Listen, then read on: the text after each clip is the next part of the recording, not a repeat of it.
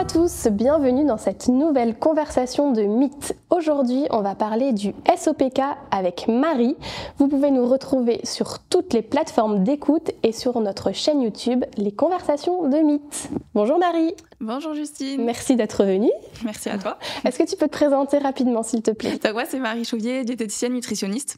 Donc je suis spécialisée dans les pathologies féminines, dont le SOPK. Et dans l'obésité. J'ai le DU, donc diplôme universitaire de l'Université de médecine de Montpellier.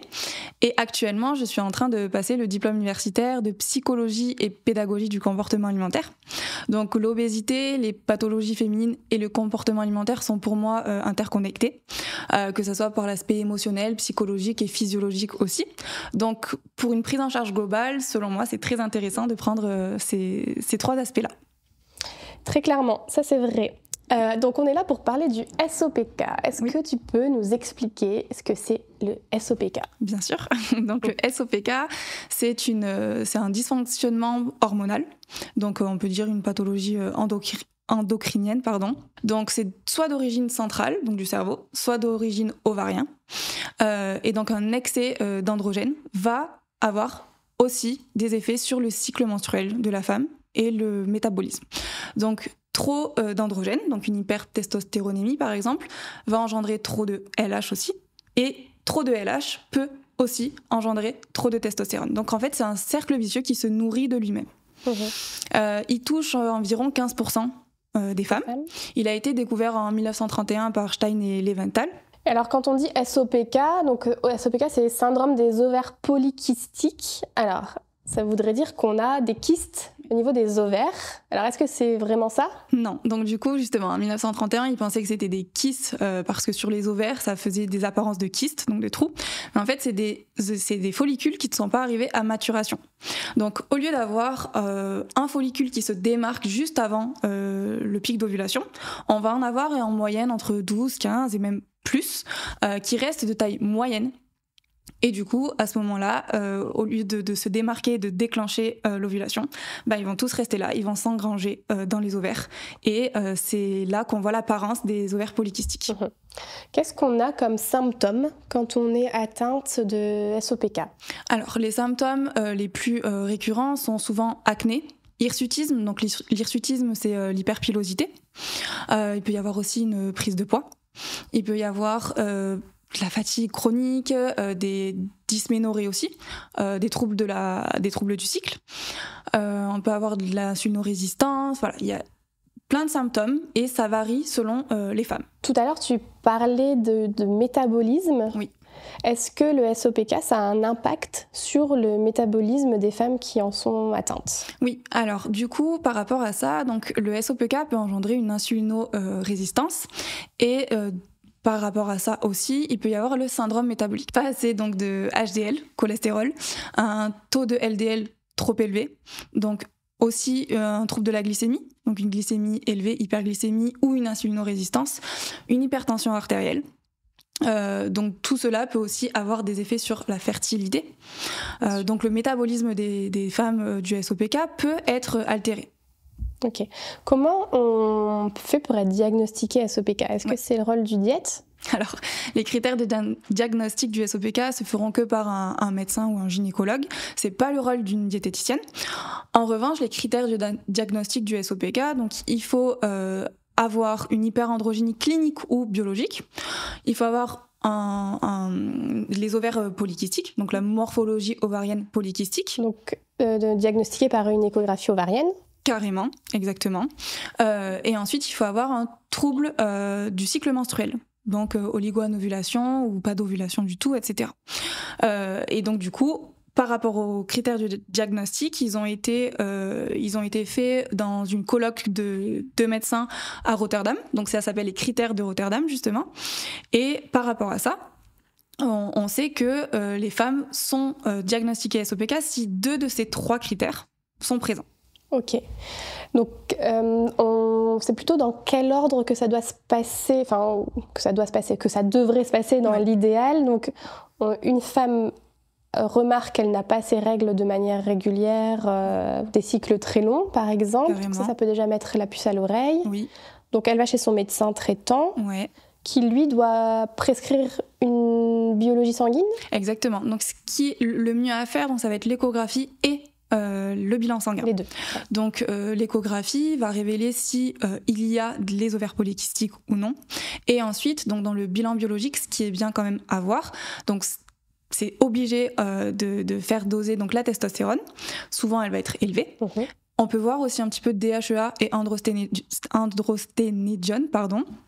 Et ensuite, ce qui est bien aussi, c'est à faire le bilan hormonal. Donc entre J3 et J5 du cycle, quand il y a un cycle, bien sûr, il faudrait doser tout ce qui est LH, FSH, œstrogène. La progestérone n'est pas forcément nécessaire à ce moment-là parce que le mieux c'est 7 jours à peu près après l'ovulation. Mais souvent la LH va être plus haute que la FSH. Ce que j'entends bien, c'est qu'on déjà on peut pas s'auto-diagnostiquer soi-même SOPK parce qu'on a des troubles du cycle ou qu'on n'a pas ses règles de manière forcément très régulière. Il faut forcément passer par la case médecin, donc prise de sang. Oui, ou gynécologue bien sûr. Voilà, et j'allais justement demander, alors le rôle du gynéco à ce moment-là, est-ce que c'est utile Alors si le médecin va prescrire la prise de sang, par exemple, il peut ne pas avoir d'appareil pour faire l'échographie. Donc du coup, à ce moment-là, on peut l'envoyer chez la gynécologue et elle va être un petit peu plus quand même spécialisée. Ouais, ok.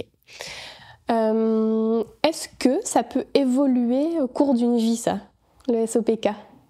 Alors, du coup, souvent, ça c'est d'après l'INSERM, souvent ils disent que au cours de l'adolescence, il peut déjà y avoir le SOPK.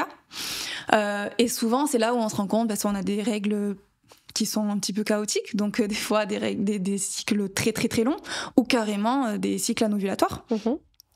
Ensuite, à l'âge... Des douleurs aussi, peut-être. Il peut y avoir des douleurs. Il y a des femmes où c'est vraiment juste les cycles qui sont irréguliers, mais elles ne sont pas très dérangées par les douleurs, alors que d'autres, au contraire, c'est des dysménorrhées très très intenses. Ensuite, il va y avoir du coup de l'insulinorésistance qui peut arriver avec les troubles du cycle. Donc ça, c'est plus vers 20-25 ans à peu près. Ensuite, vers 30 ans, du coup, à ce moment-là, s'il y a insulinorésistance plus trouble du cycle, on peut remarquer l'infertilité. À ce moment-là, si par exemple, il y a des femmes qui sont en essai bébé, par exemple, et elles remarquent que un essai, 2 essais, 3 essais, forcément, ça marche pas très bien parce qu'il peut y avoir les troubles du cycle. Donc l'infertilité. Et après, justement, comme on disait tout à l'heure, le syndrome métabolique. Donc s'il y a de l'insulinorésistance, ça peut engendrer du diabète, des dyslipidémies. Et voilà. Ok, donc diagnostic posé avec au moins 2 critères. Ouais. Sur ces 3-là. Les 3 dont on vient de parler. Passage chez le médecin obligatoire, voire gynéco. Ouais. Et donc la suite, normalement, c'est être orienté chez un diète. Carrément. Si possible, formé aussi au SOPK. Oui. Et donc, ça nous amène dans le vif du sujet. On reçoit une patiente atteinte de SOPK. Qu'est-ce qu'on fait ? Exactement. Donc déjà, on s'assure que les examens ont bien été faits, exactement, donc prise de sang et échographie. Ensuite, on peut se mettre en relation aussi avec la gynécologue ou le médecin, bien sûr, pour voir déjà qu'est-ce qui a été abordé.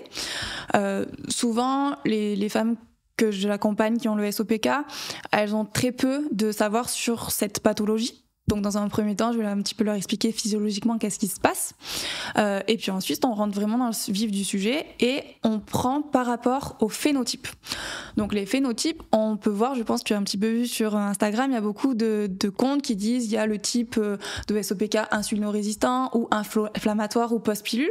En fait, ça, en soi, ça n'existe pas forcément. C'est vraiment les phénotypes. Donc ça a été réellement fait lors des colloques de médecins et des pays qui se sont réunis pour faire toutes ces recommandations. Et les phénotypes, donc il y a phénotype de type A, B, C et D.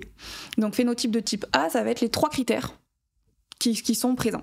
Donc on va jouer sur les 3 critères. Donc l'hyperandrogénie. Exactement. Hyperandrogénie clinique ou biochimique. Donc quand tu dis clinique, c'est le fait de remarquer qu'on est plutôt poilu en fait. Exactement. C'est ça ? Acné, hirsutisme, donc hyperpilosité et chute de cheveux aussi, ça peut. Ouais, donc conforté par une prise de sang. Exactement. Voilà. Ça, c'est le premier critère. C'est ça. Le deuxième, c'est donc les ovaires polykystiques à l'échographie. Exact. Et le troisième, Trouble c'est du cycle. trouble du cycle. Exactement. Ouais, donc ça, c'est le type A. C'est ça, type A. Ensuite, type B, je suis désolée, souvent je confonds entre le B et le C, mais en tout cas, il y en a 2 sur 3.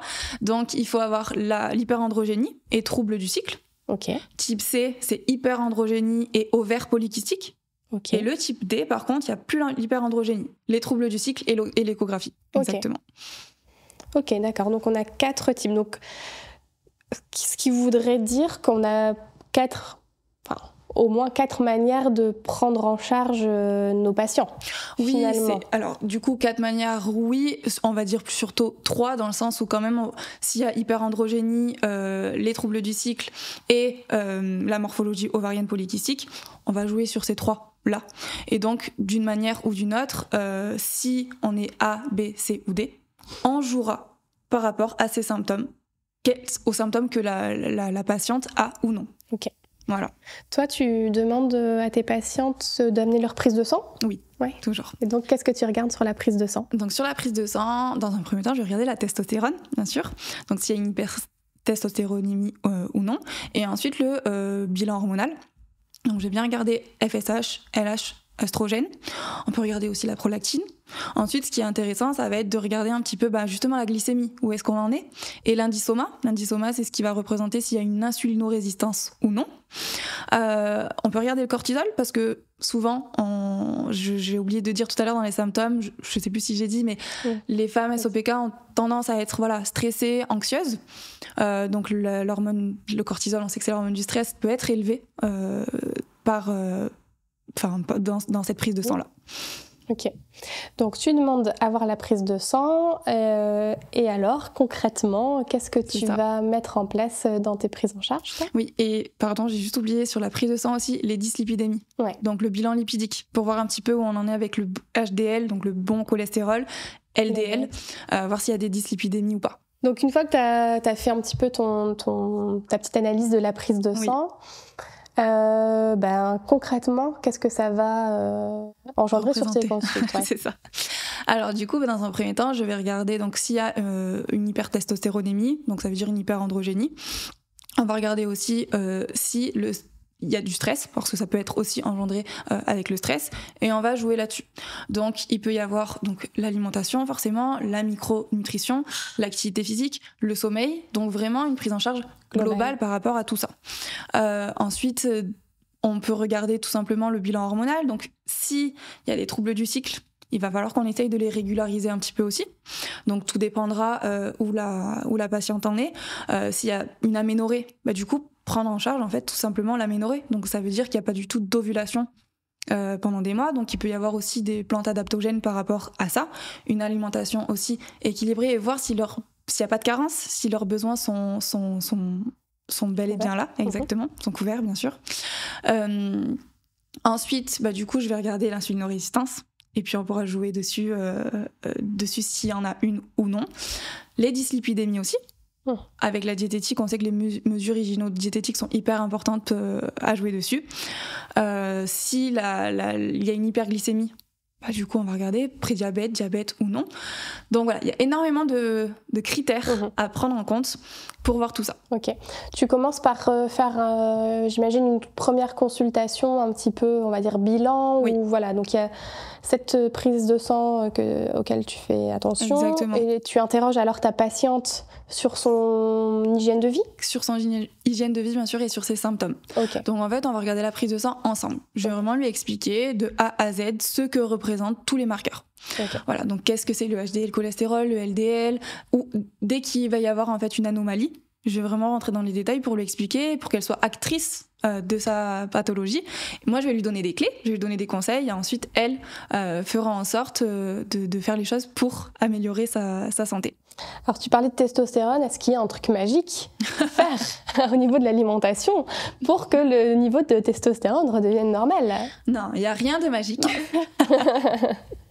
Le taux de testostérone, donc, comme on disait, on va vraiment jouer en fait sur la globalité. Ouais. Pour qu'elle descende, on va donc alimentation équilibrée. Donc, qui dit alimentation équilibrée, on va se rapprocher de la diététique méditerranéenne, donc fruits et légumes pour les fibres, vitamines, minéraux, poissons gras pour les oméga 3, les oléagineux pour les minéraux importants comme le magnésium.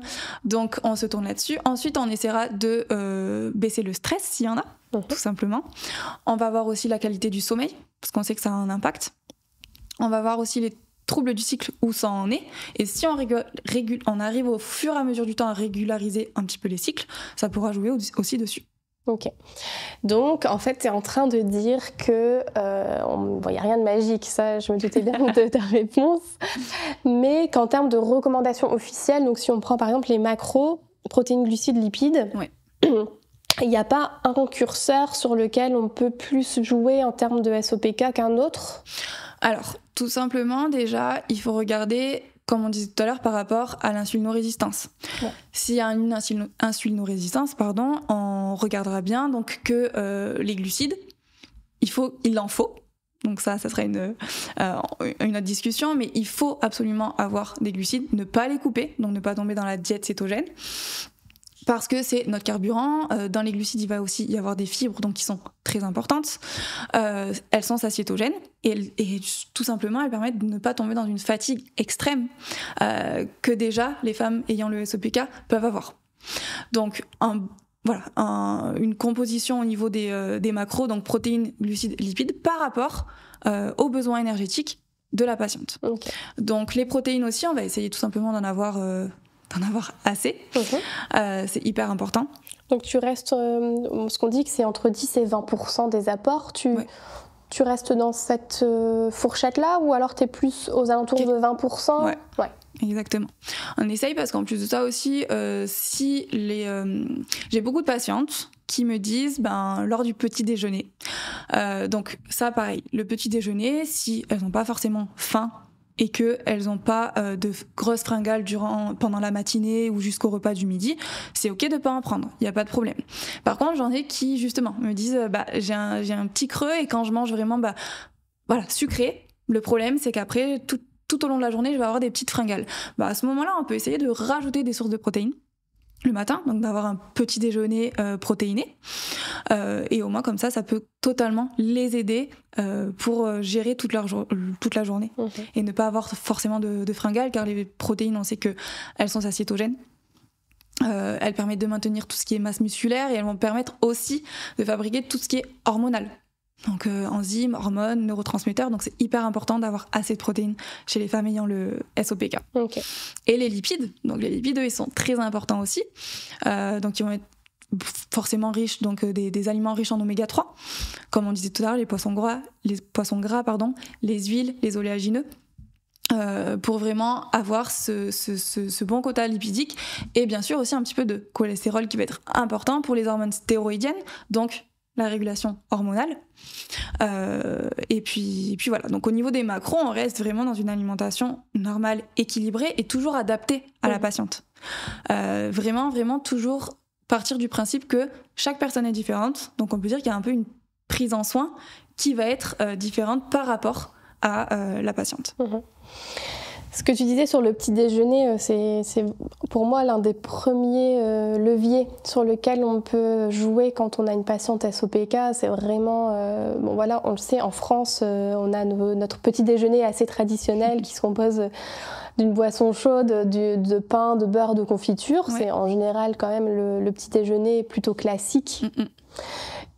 Chez beaucoup de monde, et c'est vrai que je trouve que c'est particulièrement intéressant, et en termes de ressenti, ça marche très vite en fait. Le fait de modifier et d'améliorer le petit déjeuner, comme tu le disais, en ajoutant une source de protéines, donc que ce soit un fromage blanc, un skyr, des oléagineux, complètement, ou même de tenter la variante plutôt salée avec pourquoi pas jambon, fromage, œuf, le bowl cake maintenant qui est très à la mode, dans lequel il y a des flocons d'avoine, un œuf, voilà.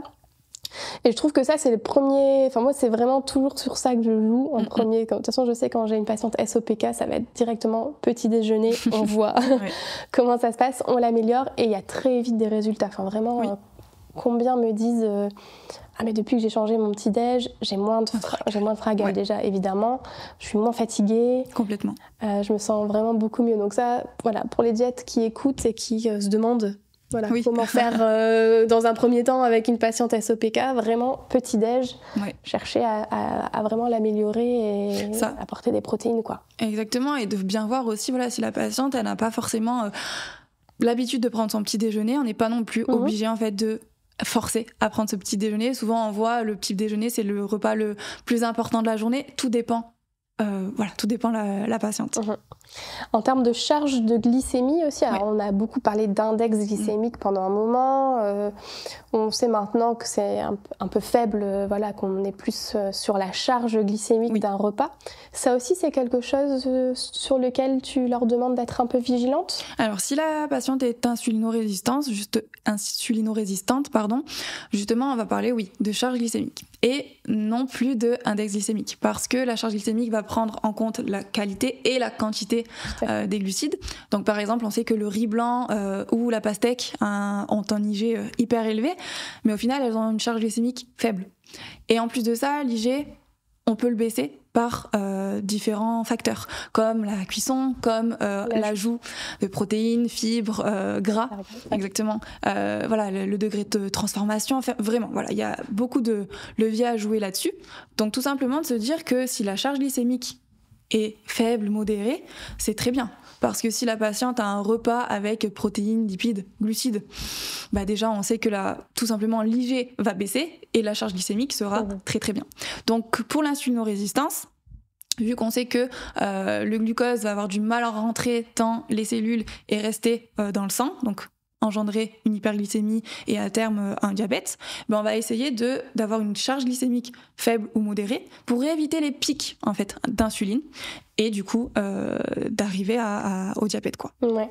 Et ça c'est hyper intéressant aussi parce que souvent quand on dit qu'il faut baisser la charge glycémique, on a l'impression qu'il faut baisser les féculents.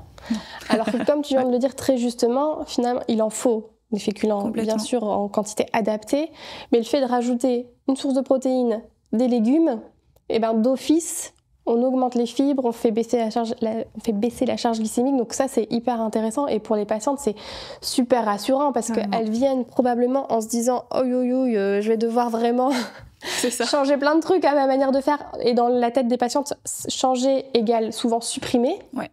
Et nous, on leur dit « Non, en fait, au contraire. » Il ne faut pas supprimer, il faut ajouter. Exactement. Et ça peut être hyper facile s'il n'y a pas de légumes parce qu'on mange des pâtes et du jambon, ce qu'on a tous connu. Oui. On n'a pas le temps. C'est ça. On n'a pas de jambon. Et on peut très bien croquer dans une carotte en entrée, par exemple. Bien ça sûr. Prend 3 secondes à éplucher. Exactement. On fait une petite salade qu'on a au frigo. Déjà, c'est une bonne manière d'améliorer un repas, en fait. Carrément.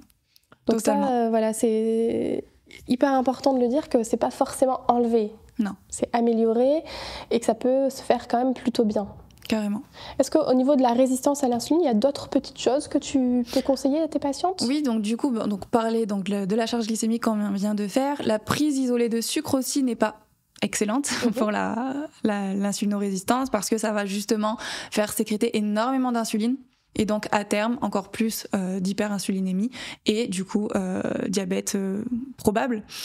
C'est pas pour faire peur, bien sûr, parce que c'est pas parce qu'on prend de temps en temps un petit sucre ou quelque chose comme ça, un petit biscuit ou quelque chose en prise isolée, qu'on va avoir une glycémie qui va monter et qui va nous faire avoir du diabète. C'est vraiment juste l'équilibre global et de se dire si j'ai envie d'un produit sucré, je peux très bien aussi rajouter une petite source de protéines, exactement, un petit fromage blanc, une petite poignée d'oléagineux ou quelque chose comme ça peut être très bien. Ensuite, l'activité physique. Donc l'activité physique, c'est le premier remède pour l'insulino-résistance. Alors là, c'est vraiment le traitement, on va dire... Par excellence. Exactement. Et idem que la metformine. Donc vraiment, ça va être très très important parce que ça va en fait baisser l'insulino-résistance, donc augmenter la sensibilité à l'insuline, augmenter tout ce qui va être les GLUT4. Donc faciliter le passage du glucose à travers les cellules. Donc déjà on sait que l'activité physique ça va être très bien et puis ne serait-ce que pour diminuer le stress, bien-être émotionnel, bien-être métabolique. Donc comme on sait qu'il y a le syndrome métabolique qui est en jeu par rapport aux femmes atteintes de SOPK, l'activité physique ça va être très important aussi. Est-ce qu'il y a un moment à privilégier pour les femmes qui ont un SOPK? Est-ce que c'est mieux d'aller marcher après manger? Pas du tout. Non, le meilleur moment pour l'activité physique, c'est quand la patiente en a envie, en a besoin, ressent le besoin. Elle peut le faire le matin à jeun, le matin dans la journée, n'importe quand, le soir, la nuit, quand elle veut, il n'y a aucun souci. C'est vraiment, voilà. La plupart du temps, c'est quand on peut, quoi. C'est surtout ça, avec la vie qu'on a, le travail, les enfants, et ce genre de choses. Oui. Souvent, on n'a pas la possibilité, forcément, de faire quand on veut. D'aller marcher, forcément, après le repas, ou voilà. Exactement. Et surtout de se dire que faire quelque chose qu'on aime va être très très important pour tenir sur la durée et avoir un changement du coup durable. Tout à l'heure tu parlais de prise de sucre de manière isolée, est-ce que c'est valable aussi pour un fruit? Est-ce que si on veut manger un fruit dans l'après-midi, il vaut mieux l'accompagner d'une poignée d'oléagineux? Oui, on peut. Totalement. Donc comme on disait, la glycémie quand même ça dépend aussi la patiente. Il y en a qui peuvent manger une banane en prise isolée et leur glycémie ne changera pas forcément. D'autres vont manger une banane par exemple et la glycémie va augmenter énormément. Donc ça c'est à adapter, à voir comment aussi la patiente se sent. Mais sinon, oui, ça peut être très bien d'accompagner d'un fromage blanc, une poignée d'oléagineux. En termes de féculents, je reviens sur les féculents, on est bien d'accord qu'on peut manger des féculents à chaque repas? Oui, c'est très important. Oui. Parce que la plupart de mes patientes qui enlèvent les féculents à un des repas, souvent, elles me disent « Oh là là, j'ai eu énormément de fringales dans l'après-midi » ou avant de dormir, vers 23h. Parce qu'en fait, elles ont pas forcément assez mangé, il va manquer ses glucides. Ou alors, par exemple, le soir, quand elles enlèvent les glucides, des fois, j'ai des patientes qui ont du mal à s'endormir. Qui se réveillent la nuit en ayant faim. Exactement. Et on sait aussi que les glucides sont précurseurs forcément de l'hormone du sommeil. Donc, ça va être très important de se dire, si j'ai assez de protéines, lipides, glucides, etc., je peux très bien manger les féculents le soir, mais au contraire, il n'y a jamais à bannir. Justement, est-ce qu'il y a des aliments interdits quand on a le SOPK? Non. Rien n'est interdit. C'est vrai qu'on entend souvent quand même de supprimer le gluten ou le lactose car ils sont inflammatoires, etc. Alors non, le gluten pas du tout. Mis à part si on a une intolérance non cœliaque au gluten, on peut essayer de le réduire un petit peu et voir ce qui se passe. Si par contre on a la maladie cœliaque, alors là, ça va être très très important. On le sait, c'est le régime sans gluten à vie. Mais sinon, il n'y a pas du tout de consensus ou d'études qui disent que le gluten est inflammatoire. Non, ça, c'est vraiment réel. Et ensuite, des fois, il suffit de voir l'alimentation. Et ça se trouve que c'est plutôt les FODMAPs, oligosaccharides, qui fermentent et qui vont faire les ballonnements, peut-être des diarrhées ou des choses comme ça, mais pas forcément le gluten. Et en plus de ça, les céréales riches en gluten, ça reste des céréales, donc forcément riches en fibres, et du coup ça peut être totalement bénéfique plutôt que néfaste pour les femmes. Par exemple, je sais pas, le pâte, le riz dans les flocons d'avoine ou les choses comme ça, il n'y a aucun souci. Au contraire, c'est bénéfique. Et alors les produits laitiers? Pareil, c'est les pauvres sont très très très malmenés, hein. Vraiment. Mais non, produits laitiers, pareil. Aucune étude n'a prouvé que les produits laitiers étaient inflammatoires. Peut-être que je vais pas me faire d'amis, mais en tout cas, au contraire, ils ont des effets des fois carrément neutres sur les femmes atteintes de SOPK. Il y a eu 2 études qui ont été faites sur beaucoup de femmes. Effet neutre ou limite anti-inflammatoire. Donc vraiment de se dire, non, il n'y a pas à bannir ces produits laitiers, parce qu'au contraire, en plus, ils sont là pour nous accompagner. Par exemple, les fromages blancs, riches en protéines, en calcium, ça va être hyper intéressant. Aussi, toutes les matières grasses pour pouvoir absorber les vitamines A, D, E, K, les vitamines liposolubles. Donc très important d'apporter les produits laitiers. Ouais, et en plus on est, rappelons-le, sur les recommandations officielles qui sont 2 à 3 portions de produits laitiers par jour, ce qui est totalement raisonnable et effectivement ce qui peut agrémenter et améliorer un repas aussi. Voilà, quand on a fait un repas peut-être un peu plus léger, on peut très bien se faire un petit dessert à base de fromage blanc avec un fruit. Exactement. Et puis les recommandations, comme tu disais, on sait par exemple la viande rouge. Là, ils nous mettent des limites en nous disant ça serait bien de ne pas dépasser 500 grammes par semaine, alors que sur les produits laitiers, non, il n'y a pas forcément de grandes limites, donc aucun souci par rapport aux produits laitiers. Ok, est-ce que justement cette histoire d'inflammation Ou cette alimentation anti-inflammatoire, elle existe ou elle a du sens quand on parle de SOPK? Alors, elle a complètement du sens, mais l'alimentation dite anti-inflammatoire, on peut dire que c'est un abus de langage parce qu'il n'y a pas non plus de consensus qui a prouvé que c'était réellement anti-inflammatoire, mais en fait, c'est la diète méditerranéenne. Donc c'est ce qu'on disait tout à l'heure, ça reste vraiment sur de l'alimentation équilibrée, donc tout simplement comme on disait, les oléagineux, le bon gras, avec les légumineuses, voilà, tout ça. Donc ça va être très très important de se dire que grâce à cette alimentation-là, oui, on pourra jouer sur l'inflammation. Mais du coup, c'est pas parce que je vais manger par exemple une poignée d'oléagineux que d'un coup, je vais avoir une baisse d'inflammation dans mon corps. Non, c'est beaucoup plus complexe que ça. Ça sera vraiment sur le long terme. C'est un équilibre global à avoir plutôt que vraiment un aliment là de suite maintenant, quoi. Est-ce que c'est possible de combiner alimentation végétarienne et SOPK? Carrément. Totalement, parce que en plus de ça, dans le SOPK, on sait qu'il va falloir végétaliser un petit peu plus son assiette.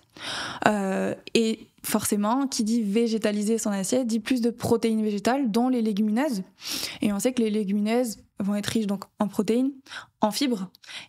Et les fibres ont un bienfait fou sur tout ce qui va être le microbiote. Et grâce au microbiote, on peut aussi jouer sur l'insulinorésistance, sur la satiété. Donc ça va être aussi important, sur tout ce qui va être les neurotransmetteurs, sérotonine, etc. Et régulation donc de la glycémie, augmentation du bon cholestérol, etc. Donc au contraire, végétaliser son assiette, c'est recommandé pour le SOPK. Okay. On en revient aussi du coup à la diète méditerranéenne, de limiter on va dire la viande rouge et augmenter un petit peu plus les protéines végétales. Mmh. Tout en faisant attention, parce que ça c'est ce que je peux remarquer aussi chez certaines personnes, c'est que pour elles, végétarien égale plus de viande, donc en fait simplement elles remplacent pas forcément les protéines qu'elles enlèvent, et ça c'est un peu le piège parce qu'on se retrouve quand même avec des niveaux de protéines assez bas. Oui. Dans ces cas-là, parce que bon voilà, si c'est juste au lieu de faire escalope de poulet, pâte haricots verts, c'est juste faire pâte haricots verts. Là, c'est pas suffisant en fait. Oui. Donc, je trouve qu'il faut quand même, dans un premier temps, pas hésiter à se faire accompagner pour être sûr d'avoir les bons apports et de faire les bons remplacements. Carrément. Souvent, ce que je leur dis, je leur montre toujours la petite assiette végétarienne. On remplace la protéine animale par la protéine végétale.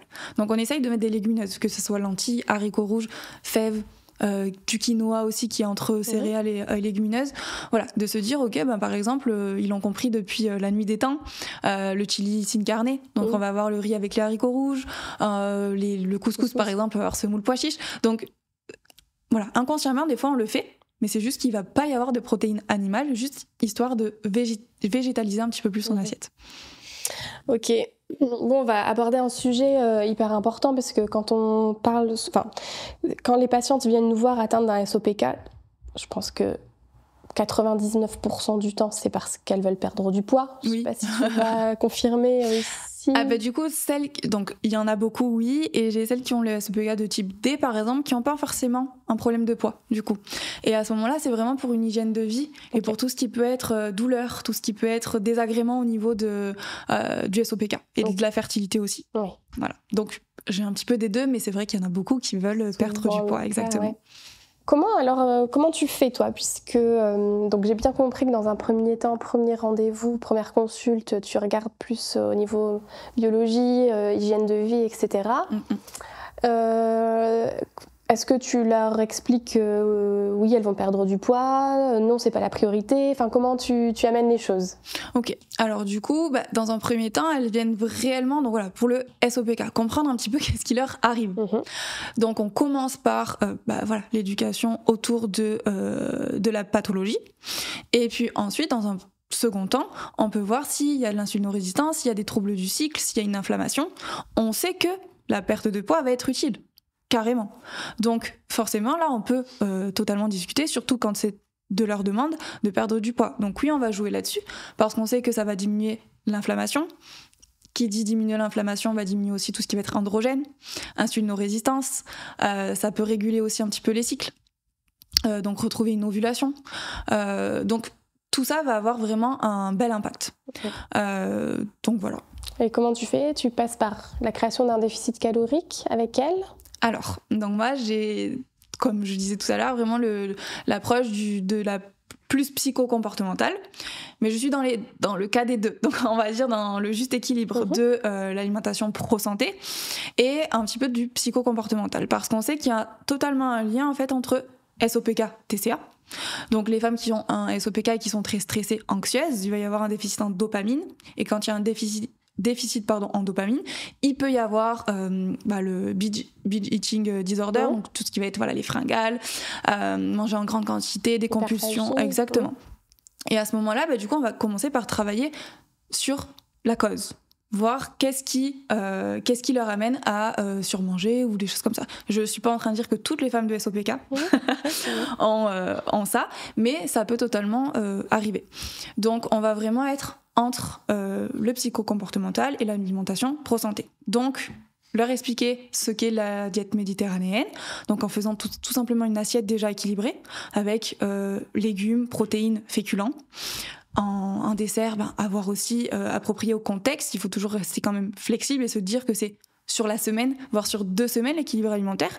Donc c'est pas parce qu'à un repas, il va manquer la protéine ou un autre nutriment que c'est grave. Exactement.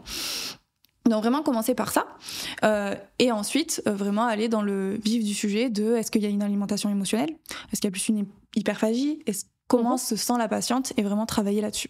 Ok.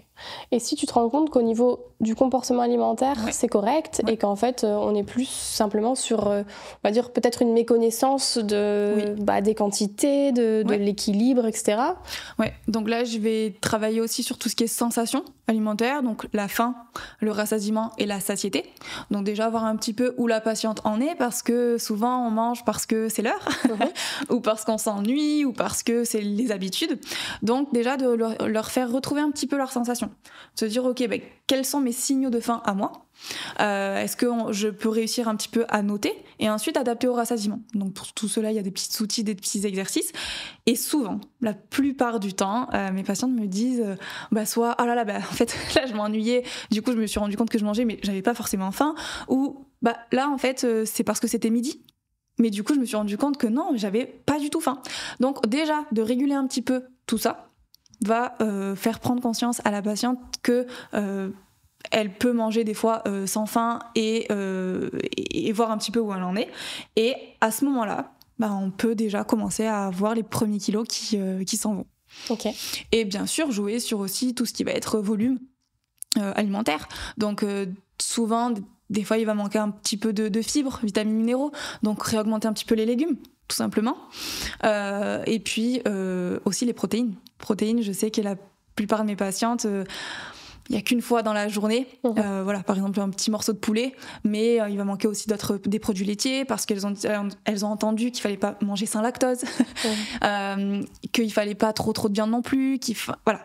Et donc de leur donner des recettes et des idées en fait, de menus, de repas, pour augmenter un petit peu tout ça. Donc rester avec la part de féculents, augmenter un petit peu plus les légumes, et toujours avoir une source de protéines midi et soir, et le matin si elles ont un petit déjeuner. Ok. Et comment tu les orientes plus sur la quantité ? Est-ce que tu leur montres une assiette en petit ? Est-ce que tu adaptes en fonction d'elles ? Ouais, j'adapte en fonction justement de leur faim. Donc en fait, c'est un peu plus long du coup que on peut dire la diète traditionnelle où on peut montrer les quantités directement. Je leur fais un petit peu prendre plus conscience donc de leurs sensations. Donc tout simplement quand elles mesurent un petit peu leur faim, elles vont la noter, et souvent, ça dépend, tout est relatif, mais elles réussissent au bout de quelques séances à me dire oui, là c'était plus vers 3-4 sur 10, là c'était plus vers 6, donc après on adapte les repas en fonction de ça. Okay. Et elles y arrivent au fur et à mesure du temps, elles sont totalement autonomes, et du coup à ce moment-là ça marche bien. Sinon, quand il y a vraiment des patientes où c'est très compliqué, justement l'écoute corporelle, etc., je peux totalement leur dire un petit peu les quantités, et on essaye. Si elles n'ont pas assez mangé, bien sûr je leur dis toujours rajouter une cuillère à soupe, je sais pas, de féculents. Si elles ont trop mangé, à ce moment-là on essaye de voir qu'est-ce qui y était en trop. Est-ce que c'est que le dessert n'était pas forcément adapté ? Est-ce que parce que, je sais pas, elles ont trop mangé au cours du repas, etc. Tout à l'heure, tu parlais de petits exercices à faire pour retrouver un peu ces sensations corporelles. Ouais. Est-ce que tu peux un petit peu expliquer ? Bien sûr. Alors, ça s'appelle le test de la faim. Donc ça, c'est pour la faim. Et le test des quarts d'assiette, par exemple, pour le test du rassasiement. Donc, le test de la faim, j'en ai 2. Et ça va dépendre en fait de la patiente où elle en est. Donc ceux qui réussissent réellement à savoir où est-ce que se situe leur faim, est-ce que c'est des gargouillis, est-ce que c'est plus au niveau je sais pas, de bâillement, fatigue, manque de concentration, voilà, surtout baisse de concentration.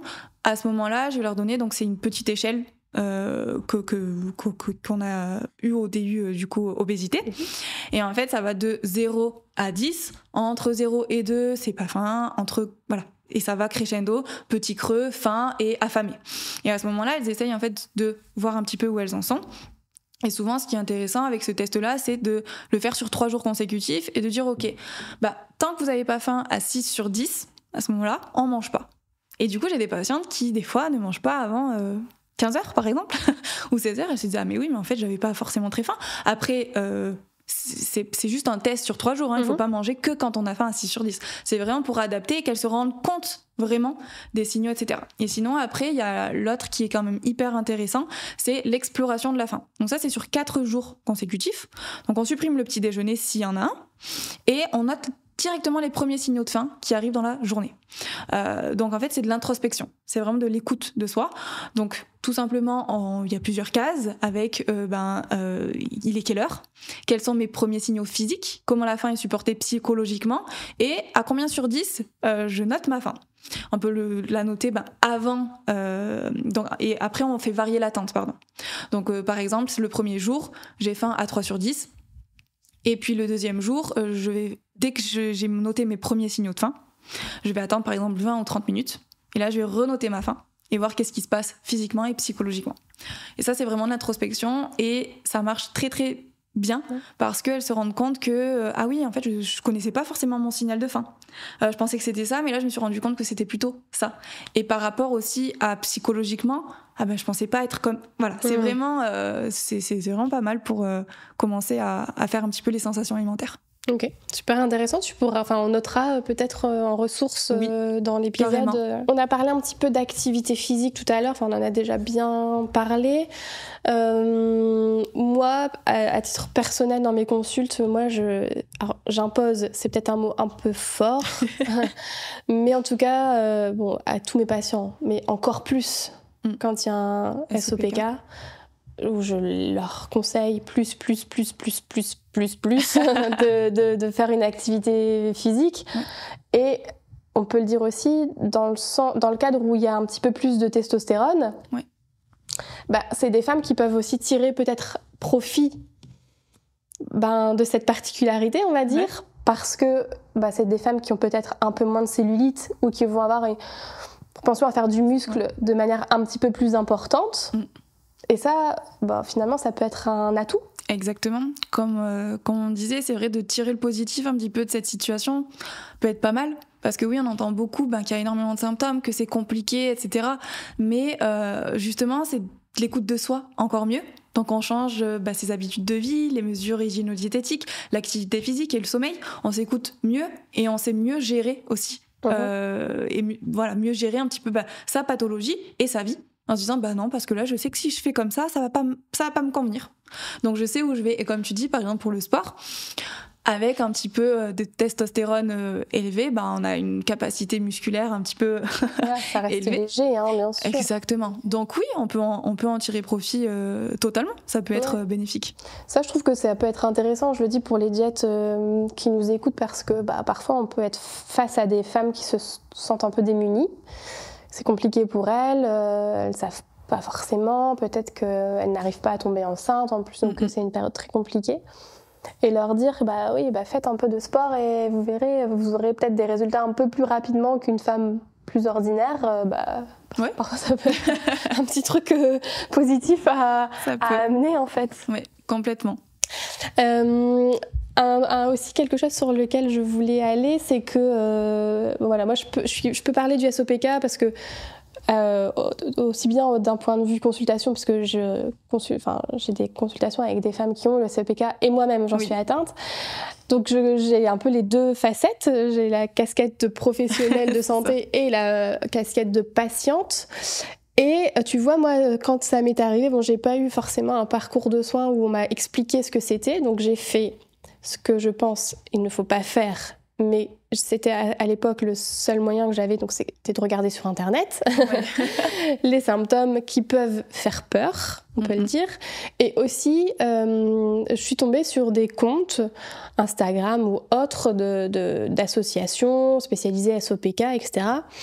Et en fait, ce que je me suis fait comme remarque, c'était que j'étais toujours plus déprimée après avoir regardé une vidéo ou un truc, parce que je remarque quand même fortement qu'on parle toujours des symptômes, et je pense que c'est utile parce que pour certaines femmes, ça peut expliquer ce qu'elles ressentent et ça peut mettre des mots sur leur ressenti, donc en ça c'est utile, mais ça manque quand même cruellement justement de bons côtés, ou en tout cas de côtés un peu plus joyeux. Parce que moi, quand je regarde une vidéo, je dis « Ah ouais, d'accord, ok, si je comprends bien, je vais être fatiguée, pour avoir des enfants, c'est compliqué, en plus, je peux prendre du poids facilement si je fais pas attention. » Et je trouve qu'en termes d'information, on a un peu de travail quand même sur le sujet à faire. Beaucoup. Qu'est-ce que tu en penses alors, toi Je suis complètement d'accord avec toi. C'est vrai que, comme tu dis, ça peut totalement être bénéfique de savoir les symptômes, parce que grâce à eux aussi, on peut détecter et diagnostiquer en fait le SOPK. Et ensuite, on a vu, c'est un dysfonctionnement hormonal. Donc déjà, on sait que c'est hormonal. On sait que les hormones se rééquilibrent. Donc oui, il va y avoir énormément de choses à faire, il va y avoir un changement d'habitude, de vie, mais on n'a pas dit de faire ça en 2-3 mois. C'est vraiment sur le long terme, et c'est toujours adapté à la personne. C'est-à-dire que si une personne part je sais pas, de pas du tout manger équilibré, de pas avoir l'habitude d'avoir les recommandations, on va commencer petit. On lui dit ok, par exemple, on augmente un tout petit peu les légumes, la protéine, on essaye d'en rajouter donc le soir. Voilà, c'est vraiment des petits pas. Par exemple, si on n'est qu'à 1 litre d'eau, on commence à rajouter juste 200 millilitres. Donc on rajoute un verre d'eau. Vraiment, on y va petit à petit. Et après, on sait que le cerveau, au bout d'un moment, il enregistre ses habitudes. Et c'est que ça devient une routine, c'est comme le sport.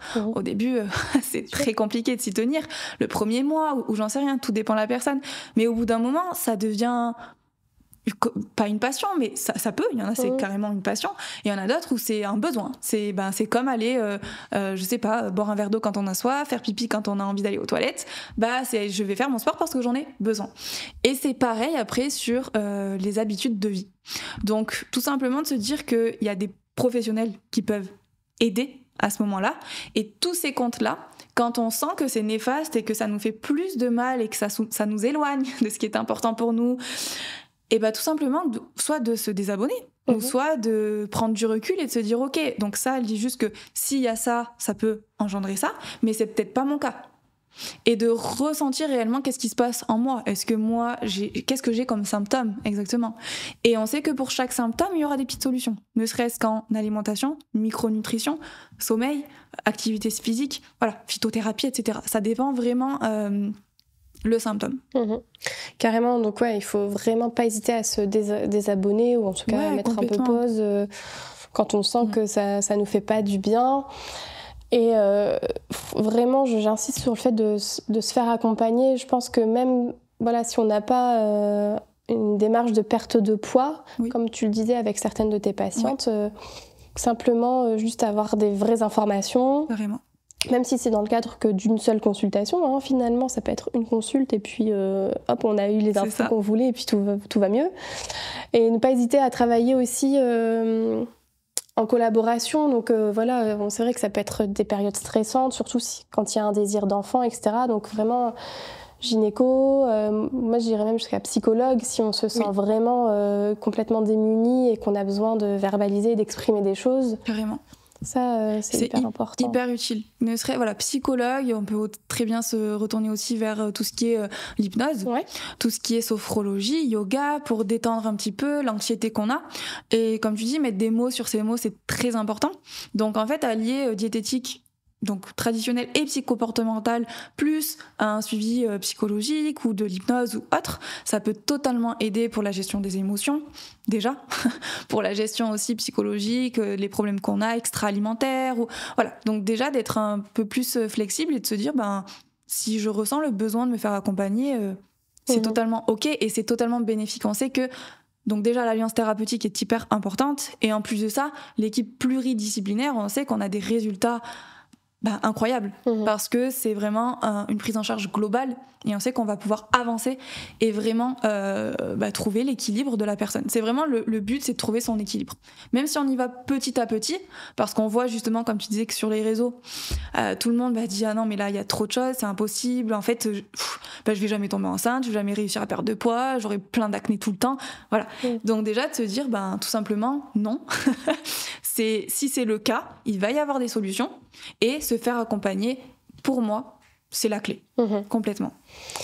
Ouais, et oui, tout à fait. Et ça, je pense que tu as tout résumé. Et vraiment, alors, axer ses recherches sur quelqu'un de compétent et de formé sur la question, parce que, on peut ne pas tout savoir et on peut être diététicien et ne pas maîtriser le SOPK, donc ne pas hésiter à poser la question aux diètes, aux professionnels en disant est-ce que vous êtes formé sur le sujet, et ne pas hésiter, parce que souvent je vois aussi des patientes qui disent j'étais déçue de mon rendez-vous avec un tel ou un tel.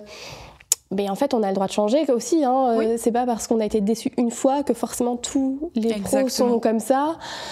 On a testé, comme on teste, je sais pas moi, plusieurs kinés ou plusieurs ostéos. Ouais, bien sûr. On peut aussi très bien avoir une mauvaise expérience et pas forcément la seconde, quoi. Comme tu dis, je trouve que c'est très important que la patiente déjà regarde un petit peu, ne serait-ce, je sais pas, le site internet ou le Instagram ou n'importe de la diététicienne, voir un petit peu quelles sont ses spécialités, et si jamais, lui poser la question, en disant est-ce que réellement vous savez prendre en charge ce type de pathologie. Donc déjà ça, et aussi en tant que professionnel, savoir dire non. ça va être très important, et de pouvoir renvoyer en fait. Enfin, moi je sais que par exemple pour le sportif, non, je prendrai pas en charge. Et du coup, j'envoie vers des diététiciennes compétentes dans le sport. Et ça, je trouve que c'est hyper important, parce que, ne serait-ce que pour le patient, pour nous, pour tout. Voilà. Tu as parlé plusieurs fois de micronutrition. Du coup, c'est vrai que je t'ai pas posé la question tout à l'heure. Est-ce qu'il y a des micronutriments sur lesquels il faut être un peu vigilant quand on a un SOPK ? Alors, la micronutrition va être très intéressante en cas de SOPK. Donc par exemple, on sait que le myo-inositol, donc ça c'est souvent on la considère comme une vitamine B7, mais en fait non. Pour l'instant, ça n'a pas été officiellement reconnu comme la vitamine B7. C'est un polyol qui va vraiment avoir des effets incroyables sur tout ce qui est insulinorésistance, qui va baisser les androgènes aussi. Donc vraiment, ça a été dans les guidelines. Les guidelines, c'est tout ce qui va être les recommandations faites par tous les médecins, les gynécologues, qui se sont réunis et qui ont fait toutes des recommandations officielles par rapport au SOPK. Donc ça, c'est par exemple au même titre que la metformine. S'il y a une insulinorésistance, on peut d'abord essayer le myo-inositol, l'activité physique, l'alimentation, etc. Et alors, on en trouve où ? Alors ça peut être... souvent, moi, je travaille avec ça s'appelle Simplicure, en fait. C'est une plateforme qui est en Belgique. Et du coup, il y a vraiment plein de laboratoires. Et au moins, je peux piocher dans les laboratoires que je préfère et de la dose et de la forme que je veux. Donc par exemple, il y a ça. En pharmacie, pas toutes en ont encore, parce que c'est bien le myo-inositol, parce qu'il y en a d'autres, mais c'est vraiment le myo-inositol qui est le plus important. C'est un complément qu'il faut prendre. Le mieux, c'est d'en prendre en complément pour baisser déjà l'insulinorésistance. Et tu as une quantité à conseiller ? Alors ça va dépendre le degré déjà d'insulinorésistance et de chaque femme. Après, j'ai fait du coup le diplôme universitaire de physionutrition et alimentation, donc en micronutrition. Et c'est vrai que grâce à ça, aujourd'hui, j'ai vraiment toutes mes fiches par rapport à chaque micronutriment hyper important pour chaque pathologie. Donc là, de suite, non, j'aurais pas la quantité exacte, parce que ça va vraiment dépendre de la patiente. Ok. Donc comme par exemple la vitamine D, on sait que ça, si c'est par exemple 2 gouttes à environ, je sais plus, c'est 1000 unités par litre, etc. de vitamine D, qui va être hyper important pour réguler les hormones, pour diminuer l'insulinorésistance, pour le système immunitaire, etc. Donc c'est à voir aussi sur la prise de sang. Est-ce que la vitamine D est dans les chaussettes ? Est-ce qu'elle a un bon taux ? Donc déjà, ça, c'est hyper important. Les oméga 3, si par exemple dans l'alimentation, il n'y a pas 2 fois du poisson gras dans la semaine et 1 cuillère à soupe d'huile de colza, de lin ou de noix dans la journée, Je sais que là, je vais directement supplémenter pour baisser l'inflammation. Donc, qui dit baisser l'inflammation, baisser l'insulinorésistance, les androgènes, l'acné, etc. Par exemple, pour l'acné, on peut essayer le zinc. Ça peut aussi jouer dessus. Enfin, voilà, il y a vraiment plein de petits, de petits paramètres à faire là-dessus. La NAC, N-acétylcystéine, pour tout ce qui est antioxydant. Il y a encore des études en cours, voir un petit peu où ça en est. Donc voilà, c'est vraiment de se dire, il y a des compléments alimentaires qui sont totalement nécessaires. Comme d'autres où c'est mettre son argent à la poubelle, quoi, parce que oui, comme les oméga 3, on peut le trouver dans l'alimentation. Mais des fois, c'est pas assez. Et il y a une telle inflammation que de supplémenter en oméga 3, ça peut totalement être bénéfique aussi. Ok. Donc, est-ce que si on est OK d'un point de vue macronutriments, donc si on a notre bonne quantité de protéines, glucides, lipides, est-ce que c'est nécessaire la micronutrition ? Oui, totalement. Parce que si on voit qu'au niveau des macros, tout est bien, là il y a une alimentation équilibrée, etc. Mais que la patiente a encore certains symptômes, que l'insulinorésistance est encore là, que l'hyperandrogénie persiste, voilà, qu'il y a encore des dysménorrhées ou des choses comme ça, ça va être totalement important d'aller dans la micronutrition ou même phytothérapie, par exemple. En seconde intention, tu dirais plutôt ? Oui, complètement. J'essaye souvent de réguler un petit peu tout ça et puis après on voit au niveau prise de sang comment ça se passe. Après oméga 3 je le fais en première intention si je vois que dans l'alimentation. Oui, clairement, oui, voilà, s'il y en a pas. Exactement. S'il y en a pas, go. et par rapport à l'insulinorésistance, je vois où en est la patiente. Si par exemple l'alimentation, je sais qu'il y a plein de petits paramètres qu'on a pu ajuster et améliorer et qu'à ce moment-là, ça peut améliorer un petit peu le profil glycémique. Je vais pas aller d'abord vers berbérine, vers myo-inositol, etc. Par contre, si je vois qu'avec l'alimentation, tout se passe mieux, c'est de mieux en mieux, mais qu'il y a encore l'insulinorésistance, on va pouvoir donner ce complément-là. Ok. Voilà. Ok. Comment on fait pour avoir des informations de qualité sur le SOPK aujourd'hui? Alors, comme tu dis, il n'existe pas de formation en fait officielle. Du coup, moi, ce que je fais, c'est que je passe des heures et des heures et des nuits à lire des articles scientifiques, donc que ça soit sur PubMed ou Cochrane. Bien entendu, ça reste un métier à part entière. Donc je suis pas formée à ça, j'ai quand même eu des petits tips, etc. Mais il faut savoir un minimum, la méta-analyse, savoir un petit peu la lire en fait. Donc sinon, après, ce qui est vraiment, vraiment bien, c'est déjà les recommandations officielles, donc les guidelines. Oui. Ça, je sais que je les ai lus de fond en comble, de A à Z, c'est très très long, tout est en anglais. On peut le traduire du coup si jamais on parle pas anglais, il n'y a pas de souci, mais ça va être très très important d'aller voir les recommandations internationales, donc ça s'appelle les guidelines, pour manager, donc pour gérer le SOPK. On le mettra aussi en ressources alors. Ouais. Donc ça vraiment c'est hyper important pour se dire ok, déjà je sais qu'il y a tout ça à faire. On sait que le traitement de première intention pour le SOPK, ça va être les mesures hygiéno-diététiques. Et donc, dans ce guideline-là, il y a énormément de choses qui sont dites. Le myo-inositol, par exemple, il est recommandé à l'intérieur aussi. Et ensuite, il y a tout ce qui va être la NIH, donc la National Institute of Health, donc l'Institut national de la santé, qui mettent énormément d'articles scientifiques. Il y a, je sais plus exactement comment ça s'appelle, mais on mettra dans les ressources, comme tu dis. C'est un journal en fait de gynécologie, donc qui va être et d'endocrinologie, donc qui va être très important à lire, à feuilleter. Voilà, c'est en fait énormément de lecture et on va dire. J'aime pas dire ça, mais du bon sens, dans le sens où, par exemple, le SOPK, syndrome métabolique, en tant que diète, on sait comment le prendre en soin, normalement. Pareil pour le diabète. Donc, si jamais on voit qu'il y a des troubles de la glycorégulation, etc., allez. Donc, on se dit, ok, je sais comment agir par rapport à ça. Et ensuite, ce qui manque, on va dire, au niveau diététique, c'est la micronutrition par rapport à, la chute de cheveux, par rapport à l'acné, l'hyperpilosité, les dysménorrhées. Donc, ça, micronutrition plus phytothérapie.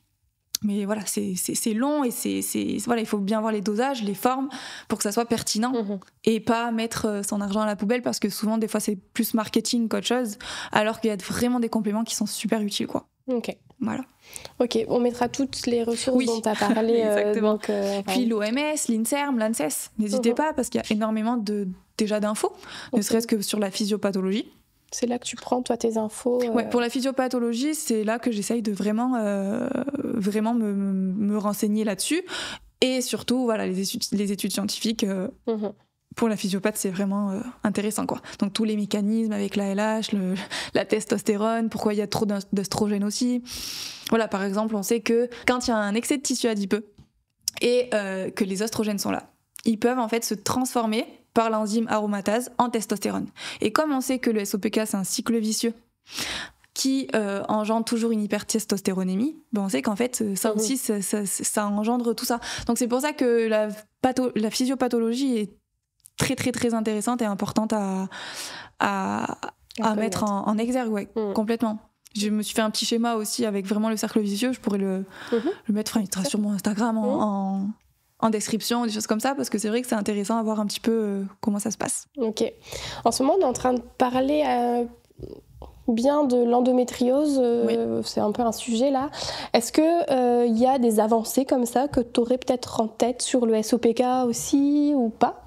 Ouais, alors les avancées, donc ils sont par exemple l'institut de recherche de l'INSERM, là ils sont en train de faire des recherches sur la GnRH, en fait de prendre le problème à la source. Parce que comme on disait tout à l'heure, c'est un dysfonctionnement hormonal d'origine ovarienne ou centrale. Et quand c'est central, du coup, c'est l'hypothalamus qui va sécréter la GnRH. Et la GnRH, c'est le chef d'orchestre, en fait, de tout le cycle menstruel. C'est la GnRH qui va permettre de sécréter FSH, ensuite LH, etc. Et donc, si on prend le problème à sa source, du coup, ils sont en train d'essayer de voir un petit peu des médicaments, des choses qui pourront régler ce problème-là. Ok, affaire à suivre alors dans les prochaines années, c'est intéressant. C'est ça, complètement. Et bien Marie, où est-ce qu'on peut te retrouver si on veut te suivre ? C'est ça. Alors sur Instagram, donc mariechouvier.diététicienne. Mon site internet qui s'appelle aussi Marie Chouvier diététicienne. Bien sûr, l'indiquer aussi. C'est ça. Et sinon, moi, j'exerce donc à la frontière suisse, à côté de Genève. Je suis à Saint-Genis-Pouilly, ça s'appelle. Et je suis en collaboration en fait avec des sages-femmes. Et donc j'ai mon cabinet. Et je fais beaucoup de visio aussi. Ok. Donc on peut te contacter via ton site internet ? Ouais, sur Instagram, sur Doctolib. Ah voilà. Oui, pardon. Voilà. Donc la prise de rendez-vous se fait sur Doctolib au nom de Marie Chouvier. Et donc je fais des visios et j'exerce à la frontière suisse, à Genève. À côté de Genève. Ok, et super. Un grand merci Marie. Merci à toi.